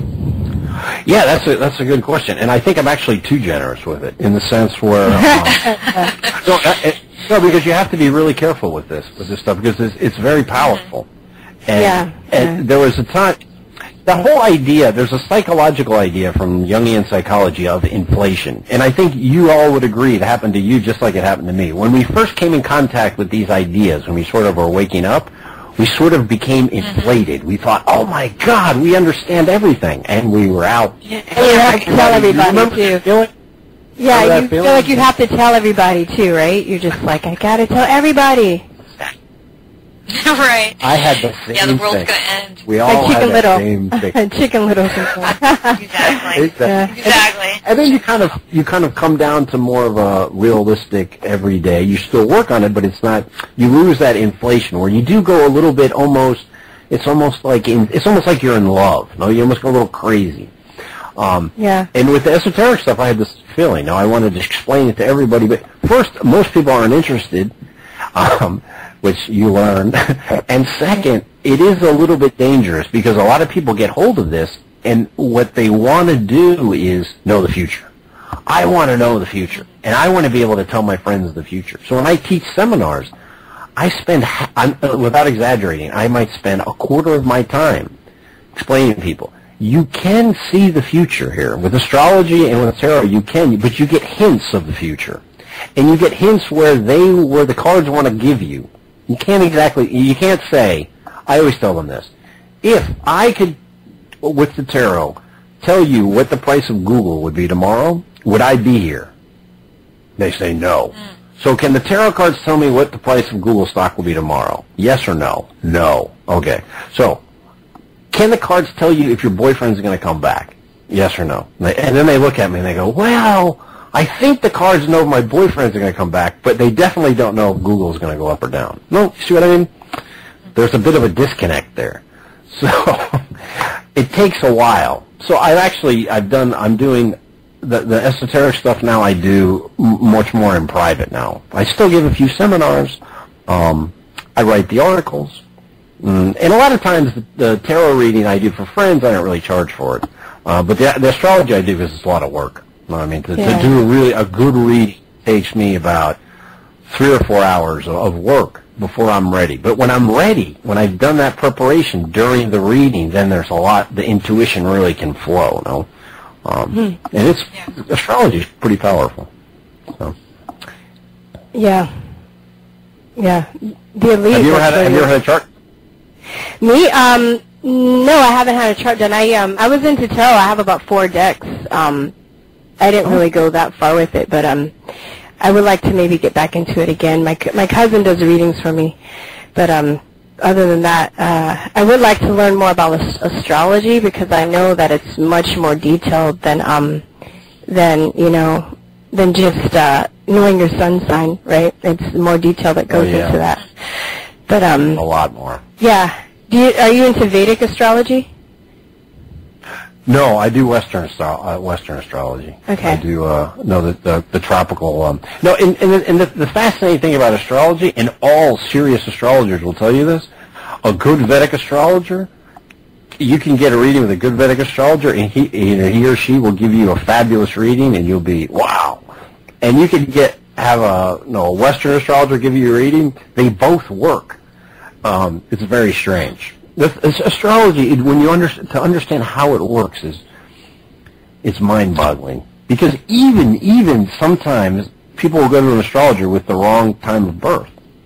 It's a mistake, and the astrologer will somehow figure out a way to find out what's going on in this person's life.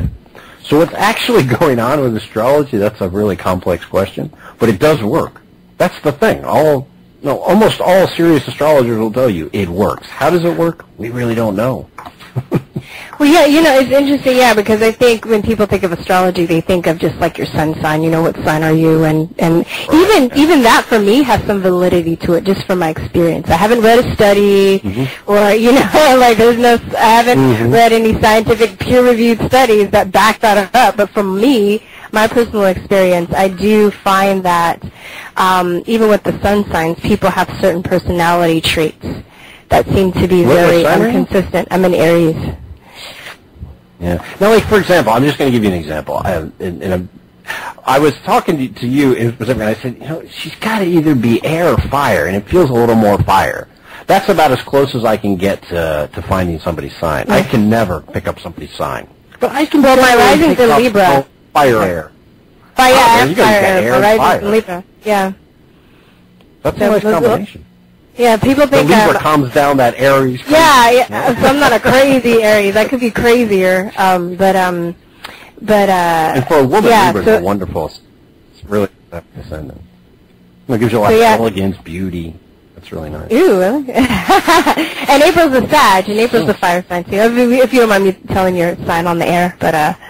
Ah, great. So you're both fire. That's great. Yeah. So I think that's why we click so well.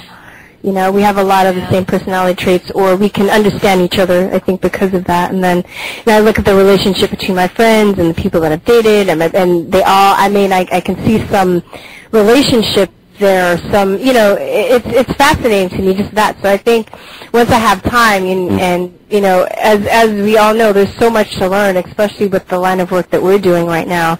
That's something in the future I would like to delve deeper into is astrology, because I think that, it's fascinating.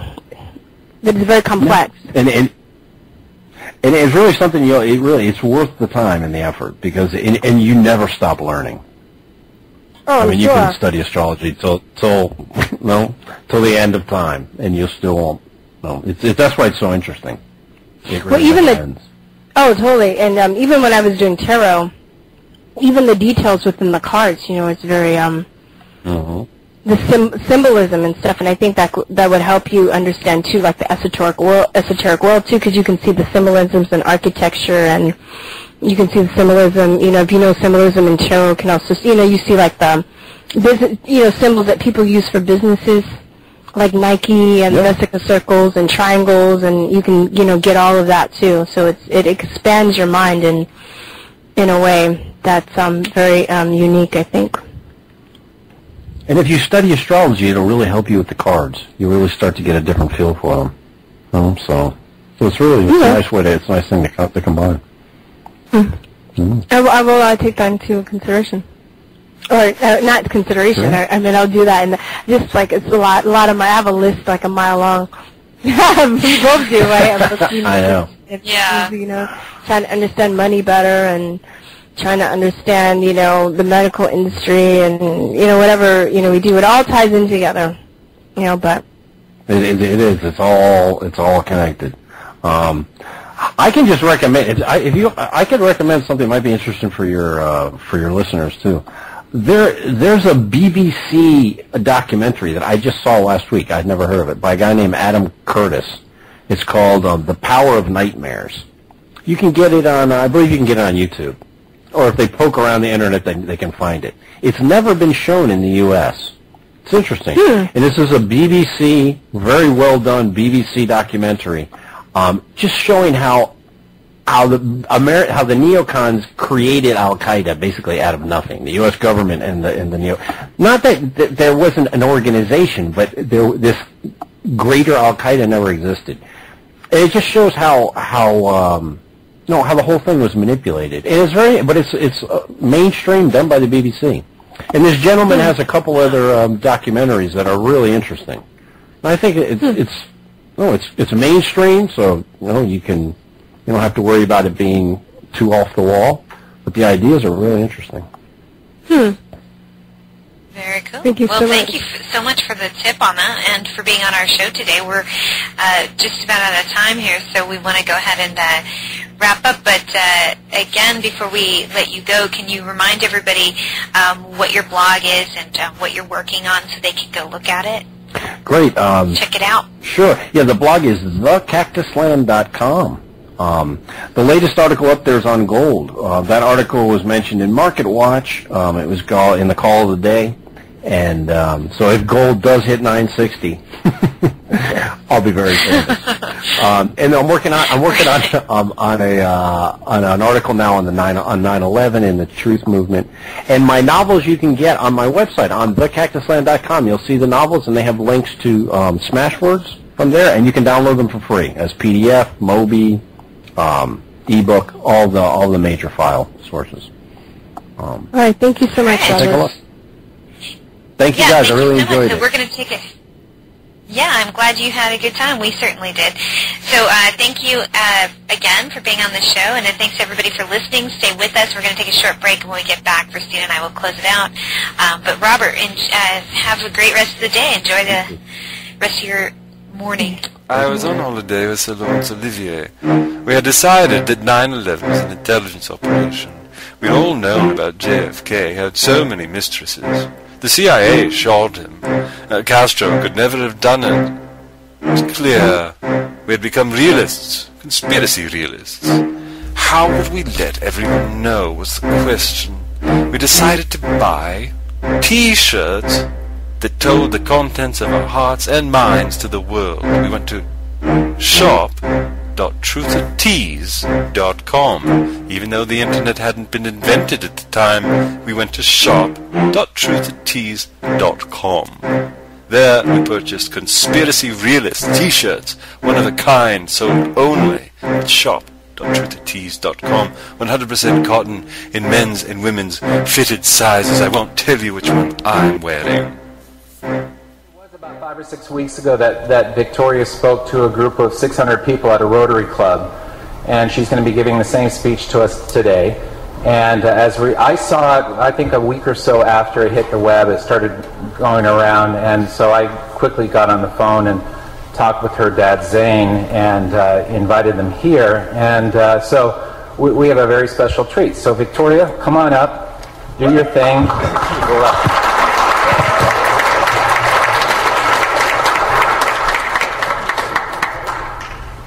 Have you ever wondered why Canada is in debt? Have you ever wondered why the government forces Canadians to pay so many taxes?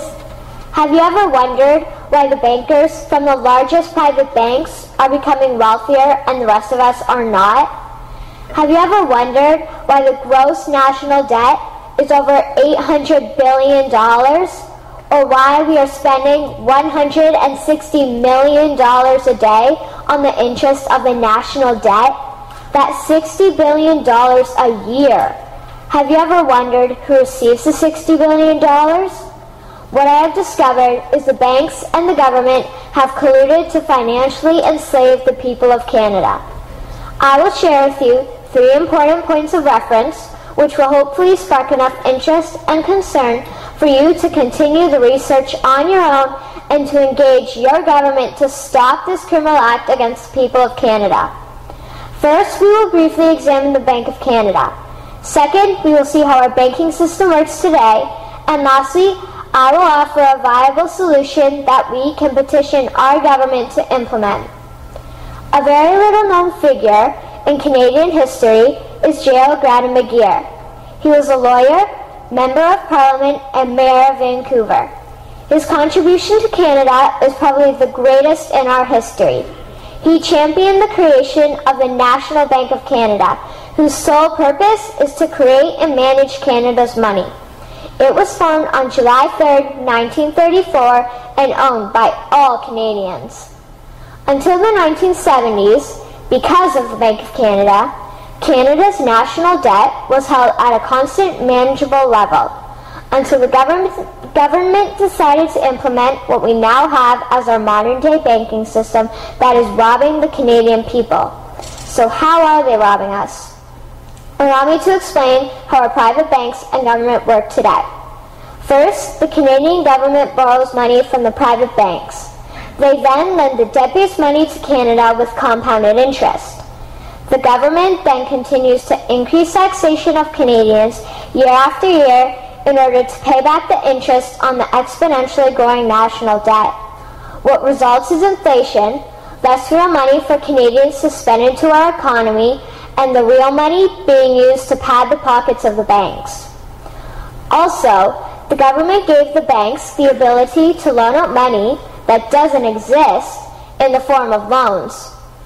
When a bank gives you a mortgage, which literally means a death pledge, or a loan, they don't actually give you money. They click a key on a computer and generate the fake money out of thin air. They don't actually have it in their bank vaults. Presently, the banks only have $4 billion on reserve, but they have loaned out over $1.5 trillion. To quote Graham Towers, each and every time a bank makes a loan, a new bank credit is created. New deposits, brand new money. Broadly speaking, all new money comes out of a bank in the form of loans. As loans are debt, then under the present system, all money is debt. What I find interesting is even Jesus, in Matthew 21, drove out the money changers in the temple because they were manipulating the currency to steal money from the people. The private banks are just like the money changers in Matthew 21. They are defrauding and robbing the people of Canada, thus their freedom, and they need to be stopped. How should the banking system work? In an infamous interview, Mr. McGeer asked Mr. Towers, "Can you tell me why a government with power to create money should give that power away to a private monopoly and then borrow that which Parliament can create itself back at interest to the point of national bankruptcy?" Mr. Towers replied, "If Parliament wants to change the form of operating the banking system, then certainly that is within the powers of Parliament. In other words, if the Canadian government needs money, they can borrow it directly from the Bank of Canada. The people would then pay fair taxes to repay the Bank of Canada. This tax money would in turn get injected back into our economic infrastructure and the debt would be wiped out. Canadians would again prosper with real money as the foundation of our economic structure and not debt money. Regarding the debt money owed to the private banks, such as the Royal Bank, we would simply have the Bank of Canada print the money owing, hand it over to the private banks, and then clear the debt with the Bank of Canada. And yes, we have the power and lawful right to do so. In conclusion, it has become painfully obvious, even for me, a 12-year-old Canadian, that we are being defrauded and robbed by the banking system and a complicit government. What will we do to stop this crime? What will we do to ensure that the next generation will live free and clear of the debt-based economy that enslaves them to the banks? Margaret Mead said the following, and I hope that all of you remember this. "Never doubt that a small group of people can change the world. Indeed, it is the only thing that ever has." Thank you.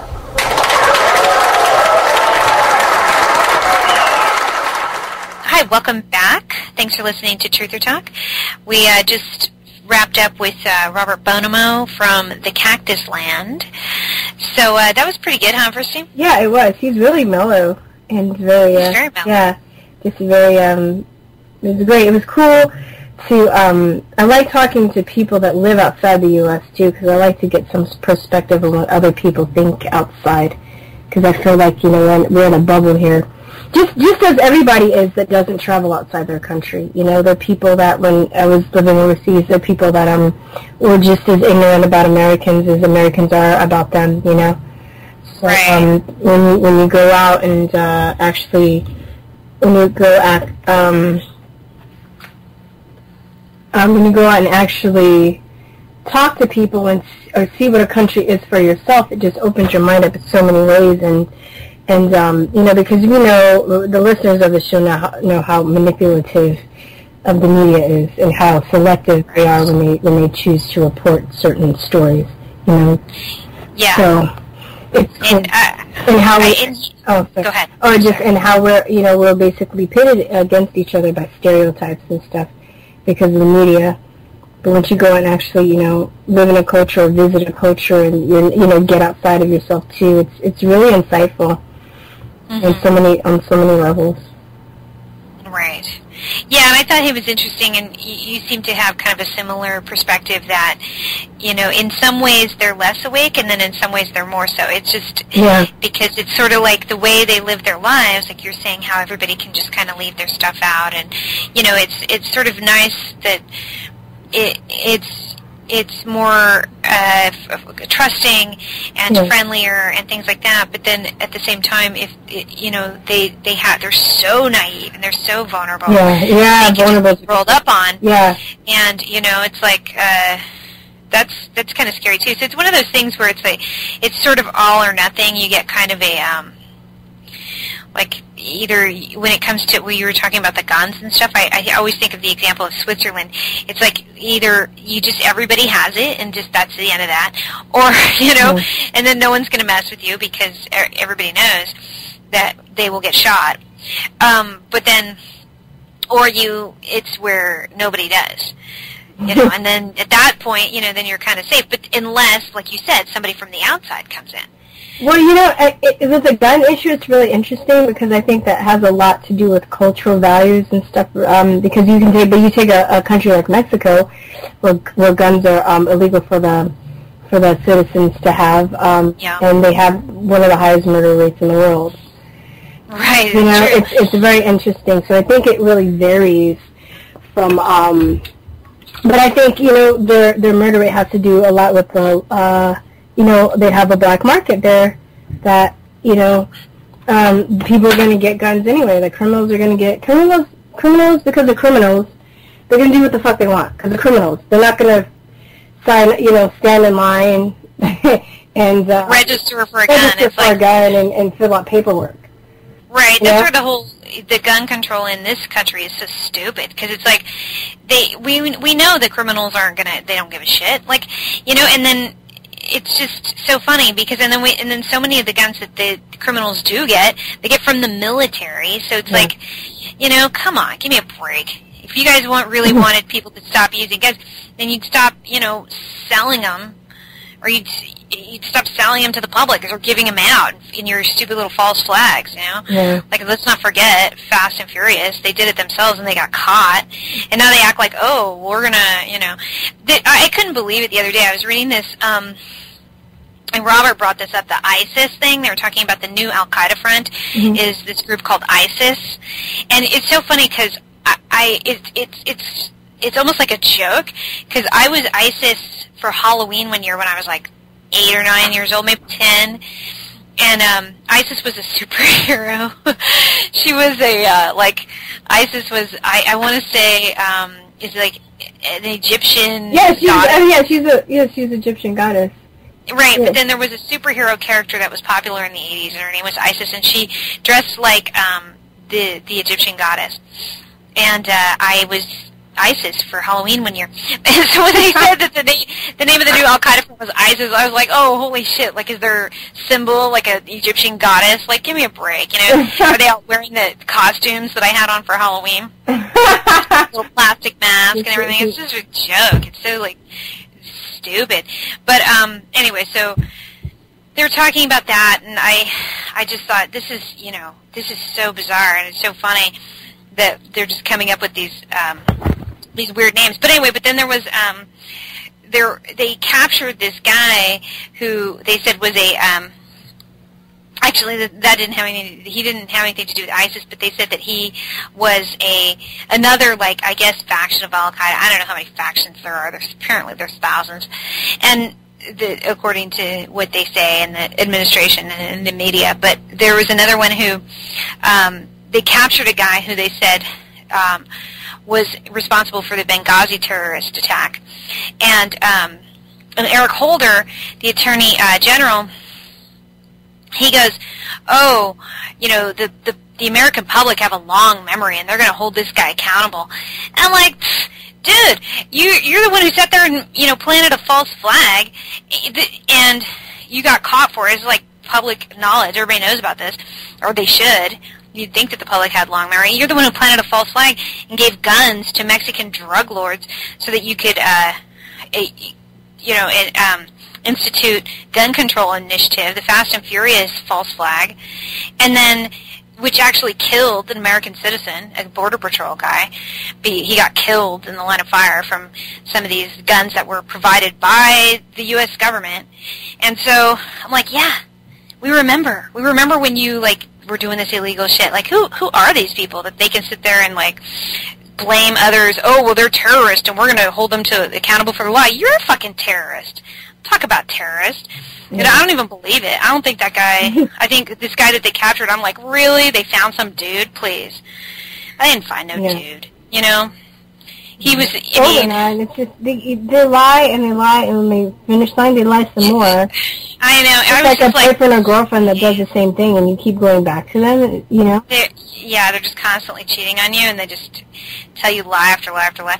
But yeah, it was just so stupid. I mean, the whole article, I was citing every single point because it wasn't a long article, and they give all their information away. First of all, this guy's a liar. You have Eric Holder sitting there. Total double standard. Oh, the public has a long memory. Well, if they did, they'd remember your shit, and I certainly do. The fact that you were performing false flags, killing American citizens with your crap, because you guys wanted to. They did that. That was before the Sandy Hook thing. They were doing that for the gun control initiative that they ended up rolling out for Sandy Hook, but it got flubbed because they got caught. And then, you're right. Well, it's good that they got caught, but why isn't that guy in prison? Instead, he's still running the thing. It's like it doesn't even matter. They get caught and then they just go. They don't even say, "Well, my bad, sorry." They just keep going. It's weird. Yeah, well, they're not fucking sorry. They're not sorry. They're not sorry, and we know they don't get caught, but they shouldn't. I mean, they don't not get caught, but they get prison time. It's just they should. They're saying they should, but because there's a bigger, there are larger entities that have interest in they want to keep them around. Right, and so this loser. So as I pointed that out, and I was like, oh, this guy's a liar. Yeah, we remember when you did that. And then the other thing was they were saying that they brought the guy in for questioning, and then they were talking about how they didn't want to give him. Read him his Miranda rights. They had sort of put off letting him know what rights he had as to defend himself and to his rights to remain silent. And they're all talking about it like they're so proud of themselves, like, oh yeah, it's a good thing because we don't want to give him the right to remain silent. We want to make sure that he gives everything away. And I'm like, is that even legal? What are you guys even doing? I mean, you're just out and out telling us how you're just being illegal. It's just weird. It's just strange. I don't even know what these guys are doing. So I don't know. I was kind of almost laughing about it because I'm going, this is just ridiculous. And they're out now telling people, and nobody seems to care, But you see the people on the jaywalk, and you wonder why. You know why they don't care. Nobody cares because they can't even figure it out. They don't even know the capital of California. They think it's China, or it's like. You know what? I've even run when I was in Asia, I ran against adults who thought Africa was a country. Oh, for real? Yeah. And ironically, Asians have the stereotype of being smart and all-knowing, but evidently not. Right. And I had somebody, they wrote a paper, yes, in the grand country of Africa. I'm like, that's not true, right? Yeah, right. Yeah. It's, I'm not saying I get every country right, I don't know all the capitals of the world and stuff like that, but I think that's basic stuff that people should at least know. Right. 7 continents, and, if continents are, that's just, I don't know. Especially if you live in California, you would think that you would know the capital of where you live, Yeah, I know, right? Yeah, exactly. I mean, he's in California, so he's walking around, L.A. and stuff like that, Burbank and that area, Santa Monica and stuff. So you would think that they would know at least the capital of, And then Mark Dice does that too. He does these where it's a similar kind of thing. Have you seen? Oh, he does, yes. But Mark Dice is a jerk. I think he's a jerk because I think that, I don't know, I have mixed feelings about him because I think that he does good research. I agree with him with most of the stuff that he says, but at the same time, he talks to people like they're stupid. I don't think he leaves any room for error or any room, what's the phrase I'm trying to think? He doesn't really give people the benefit of the doubt. He doesn't have compassion for people because, people have been conditioned and brainwashed since they were kids, so you can't, if people don't know something, it's not really, I don't think it's really nice to to look at them like they're stupid or talk to them like they're stupid or imbecilic, and he does that. Yeah, exactly. No, I agree. Yeah, he doesn't seem to care. I mean, I will hand it to him that he's not worried about pissing people off. Like I do. Yeah, there is a way that I kind of respect that I'm like, wow, well, at least I know that guy he's not kissing anybody's ass, that's for sure. That's true. And so in that way, I kind of will say that that legitimizes him in the sense that I don't feel like he's and that includes people in the truth movement. He's not trying to kiss anybody, yeah.